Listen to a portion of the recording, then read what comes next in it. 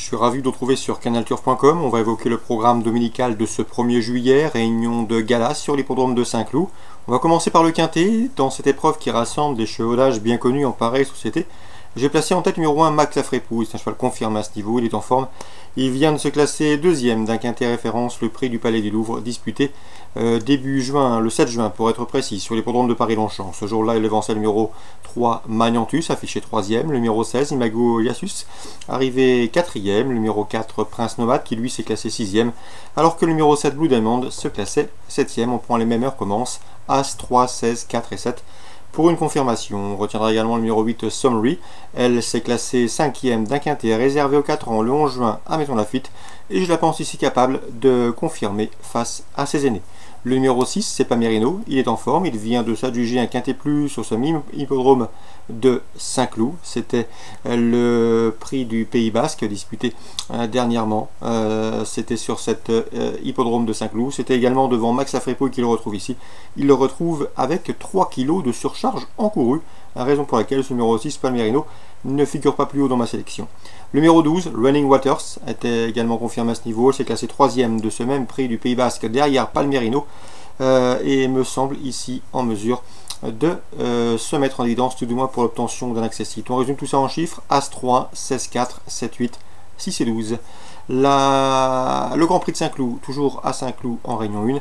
J'aime beaucoup le 407 Batil, c'est une jument de qualité. Elle tentera en tant que jument d'inscrire son nom au palmarès de ce classique, pas facile. Elles sont rares les juments à avoir inscrit leur nom au palmarès de cette course. Sachez qu'elle avait remporté le prix Vermeil l'an dernier, qu'elle a effectué une course de rentrée victorieuse dans le prix de Corrida, c'était dernièrement. Et je la pense ici capable, puisqu'elle fait bien les l'hippodrome de Saint-Cloud, elle a remporté le prix Corrida sur cette piste, de s'imposer. L'opposition, sans doute les protégés d'André Fabre avec le 402 Valgest, qui s'est imposé facilement dans le Grand Prix de Chantilly. Il tentera de faire sien ce Grand Prix de Saint-Cloud. Et le 404 Close of Star, qui compte déjà 4 victoires en 6 courses courues à Saint-Cloud, dont la victoire obtenue dans le prix Gannet à pareille époque l'an dernier. 407, 402, 404. La 5e, on fera confiance au 505 Lucie Manette, qui s'est classée 3e de l'Istade début mai à Longchamp. Ça doit suffire ici pour jouer les premiers rôles. Elle sera retenue devant le 501 Obelos. Ses limites sont difficiles à cerner.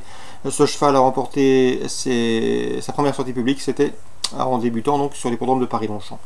Concernant Dax en Réunion 2, coup de cœur avec le 601 Frisson Bleu. À mon avis, c'est le cheval de la course. Il s'est classé 2e en débutant et a gagné dernièrement à Bordeaux, fin avril. Ce jour-là, il s'imposait très facilement. 4 longueurs sanctionnaient sa supériorité sur son suivant immédiat. Il devançait notamment 4 de ses adversaires du jour. Bref, difficile d'aller contre ce 601 Frisson Bleu à Dax en Réunion 2.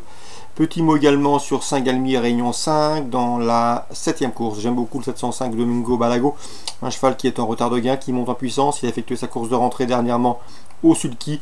À mon avis, le lot est à sa portée. Il devrait terminer sur le podium sous 705 Domingo Balago. L'opposition, pourquoi pas évoquer le 707 Costa Julery, qui avait bien fait sur ce tracé, qui se recommande un chrono d'une 15-3 sur ce parcours, soit le meilleur chrono du peloton sur ce tracé. Attention également au 703 Dandy Vixi, qui débute de remontée et regarde l'opposition. Il ne faudrait pas être surpris de le voir s'illustrer d'entrée de jeu. 705, 707, 703. Petit mot également sur la 8e avec le 810 Vical de Zab. Lorsqu'il était sous la férule de Yannick Henry, son précédent entraîneur, ce dernier m'avait dit que le cheval était compétitif, voire même très compétitif dans les courses pour drivers amateurs. Il lui avait donné raison en faisant l'arrivée à diverses reprises. C'est un cheval qui sait aller vite sur un bout. Et à mon avis, à ce petit jeu-là, dans cette épreuve à Saint-Galmier, c'est un bon droitier, il peut parfaitement jouer la victoire et ça, une cote intéressante, d'autant que le cheval sera déféré les 4 pieds pour ce rendez-vous. Le 810 Vical de Zab, on s'en méfiera. Voilà pour les infos de ce dimanche 1er juillet. Bonjour à tous, bonne journée. Rendez-vous à très bientôt sur Direct Course.